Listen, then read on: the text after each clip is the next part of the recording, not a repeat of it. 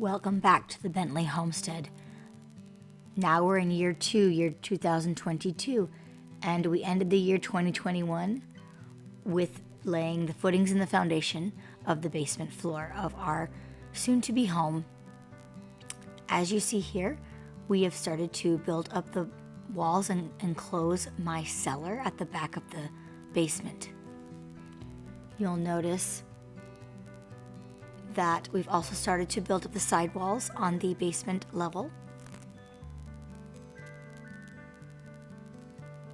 And then we've also taken, and after building up the walls a little bit, we've taken and put in what's called a French drain. And this is a big tube, and it's got a big sock-like, kind of like a nylon material that surrounds this tube that you put in the ground so that when the water collects, because we are on a hill, so we've got a hill above us that we have built into this hill, and then the hill continues down below us, and we do not want water collecting in our basement. And so this was the solution. The sock prevents the mud and dirt from getting inside of the tube and only the water.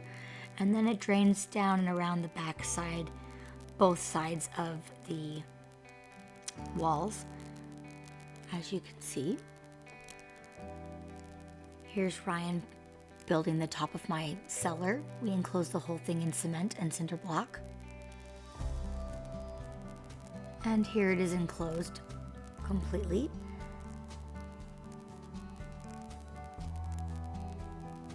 And then spring started to hit and the rain started to come, so we had to kind of hold off on some of the work of cement because it was too wet. So here is a video of the stream that now turns into an overflowing river this time of year, and it's absolutely beautiful. Hey there, I'm just following my stream and looking for morels. Let me show you this. This is so pretty right now. Let me see this. See how pretty it is? Look at all these flowers. There's just purple flowers and white ones, and there's this is where it swoops. I love this thing. It's so cool. And there's the river. It goes down here like that, and then it goes off that way towards the north. I just found 3 morels, my first 3. I've only ever found 2 before this. So it all goes up and continues on all down here. So anyway, here's my morels. Let me show you. Got them in a bag here. Let's get in there. I found a big one here. Let me do this so I don't have that. There's one. Where's my big one? Here's a big one. This one's pretty big. Check that thing out. Look at that. Big as my hand. Yummy. I can't wait to eat that. And there's a small one in here too. Where's the other big one? Oh no, that's my small one. Here's my small one. It's kind of broken, but that's okay. So, having fun up here. There's so many streams right now that are all on the property that come down. There's one way down there that comes down and meets up with the stream, and then this stream, and there's just little waterfalls. You hear that? Oh, there it is. There's the waterfall. I mean, it's just so serene and beautiful. But after good rain and the good temperature, I've already found these, so I'm gonna go cook them up. Having fun. Beginning of spring.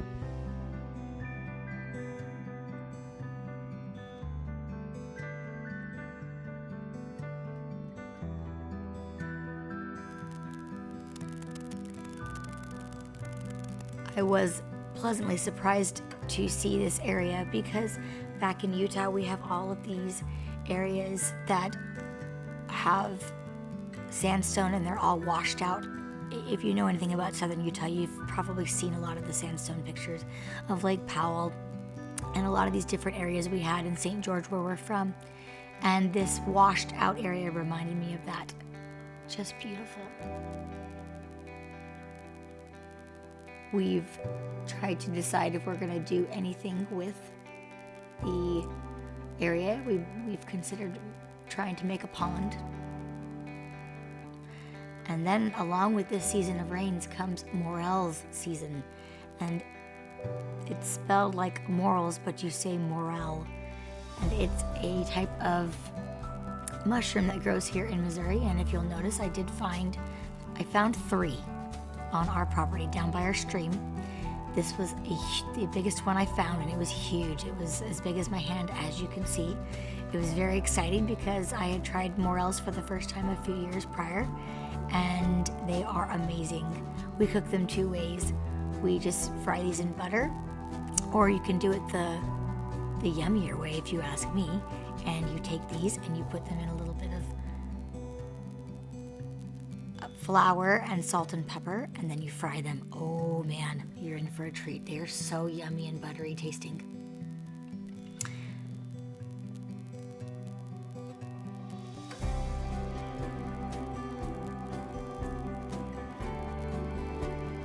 And you'll just notice here more of the rains as I walked around trying to find these morels, and you'll notice how full everything is.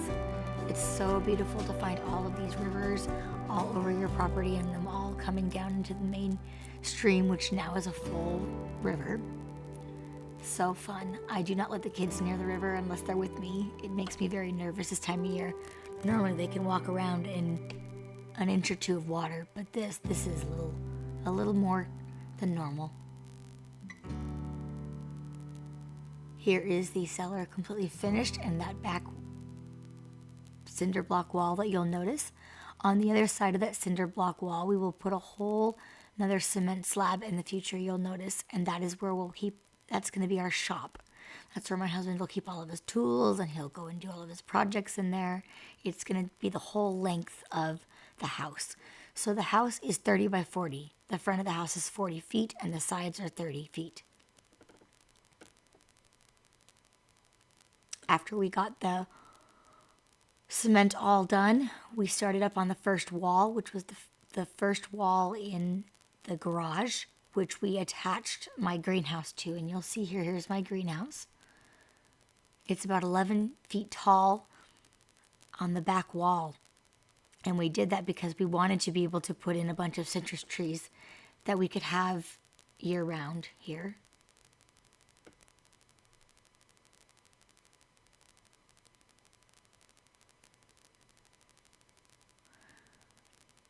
Then you'll notice that some of the other walls started to go up. And we also, of course, planted our garden. This year we put a bunch of straw everywhere to try to keep the water in. We had the water just escaping and leaving. We also had to add a whole bunch more compost. The year prior, we had gotten a bad batch of compost and had nothing but weeds. Then we had to start over this year and add a bunch of cardboard we laid down first, and then we added more compost from a different place this time. And then we mixed that in with sand, and then we added a layer of the straw on top to keep the rain in, because it kept drying up and we couldn't keep it wet long enough. Then we started the framing, and you can see here that this is going to be, this back room here that you see is the guest bedroom, and then in between there, that open space is going to be like the downstairs living room. We'll have couches down there and a TV for the kids. And then this wall that you see right at the front here, that behind us, behind the picture where I'm taking the picture from, is going to be Jonathan's room. And then you'll notice this is a view of Jonathan's room, as well as when Ryan started to put in the stairs. The stairs were very tricky to build, and the angles and everything you have to calculate. That was a lot of fun, but we got the right angle and the right depth and length and everything we needed to get, and height and all those different angles. It's kind of a big calculation. We also cemented in these steps you see from the bottom level of the basement, aka the garage, up to the basement room. And then we built the ceiling of the basement floor, aka the first floor, as well. This is when I'd like to point out that we needed a little extra help. These are two of our really good friends. This is Jason Ward and Todd White. And Todd has a property that he just bought 35 minutes down the road from ours. They are our closest neighbors in our ward. Our ward is actually 45-minute drive we had these guys come and help us lift up this very heavy wall, because this is the wall with the 3 big windows that look out at the back of the house and look out back towards the rest of our property. We were so grateful for their help. It took all their strength to put that up. And then we put in the windows, and then we scurried the wall back into place. Right behind those windows is my greenhouse on the basement level. This is obviously a walkout basement as well. And then we started to put up the rest of the walls and the rest of the framing of the first floor of the home, as you can see here, and started to build the next level, which is the loft area. These beams are a whole story on their own. The beams on the main floor, I should go into depth more, but there's a really neat story with that I might share in like a smaller separate video. But basically a miracle happened with those beams.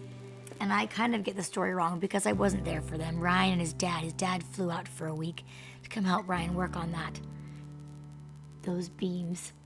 And we found a guy locally that could cut some oak beams for us. And so they were freshly cut down trees, fresh green oak, green, so very heavy, still full of moisture, not, dried out or anything like that. And these beams were upwards of 700 pounds. And the guy was able to use his machinery to cut it and put it all onto our truck. But getting that from the basement level, the garage floor, up to the main floor was a different story. And it took them hours and hours of trying to figure it out. And finally, trying everything they could without having an actual machine to come and lift it up for us, my husband finally said a prayer and asked God to help him and to give him the strength to be able to carry the beams up and to get them up in place. And literally a miracle happened. Ryan was given the strength, and he picked up these beams one by one, each weighing 700 pounds, and put it over his shoulder and carried it up the ladder from the basement floor up to the main floor, where he put it in place with his dad. And he did that multiple times for each of the beams. I believe there were 3 or 4. I can't remember for sure, because we had beams for the main floor and also for this level too, which were smaller. But he had extra energy all that day. It was amazing. And it was truly a miracle, because that's like inhuman strength. So again, another one of God's tender mercies for our family. Moving on, we then had our wonderful friend come out. Steve Scott and his son Carson came. They're really good friends of ours. We love them so much. And he came and helped Brian finish the roof and the dormers and his son. And oh my goodness, they were such a blessing. These angles are actually really difficult to get right. And we kind of built, Ryan built a stencil for these. I don't know what else to call it. And so that they were all the same because of the angle, the pitch of the roof. This is basically the pitch of the roof, right? So they finished that. Here's Steve and Ryan up on the roof. These boys were having too much fun. We really appreciate your help. Thank you again, Steve. We closed up the roof. It took us a few days. This took us quite a while to do, actually. And you can see where the dormers are starting to go up, the face of the dormers. You can see all the framing. You can see where we took the stairs and we built. These are our second set of stairs that are going up to the loft area, which I should probably stop here and say, over to the right there, you see where we've got the big saw on the first floor. That is going to be my kitchen and living area. And then there's also a bathroom and 2 bedrooms there. And behind the stairs is the master bath and master bedroom and the front door. Then you go up the stairs and there's 2 more bedrooms up there. There's Anton's and Braden's bedroom will be up there. And also this is the loft area where you see Ryan standing in on the ladder. That is my homeschooling area. That is where I will be doing my homeschool. We did not know that at the time though. The homeschooling didn't start. We didn't get the impression to homeschool until 2023. I will share that wonderful story in a future video.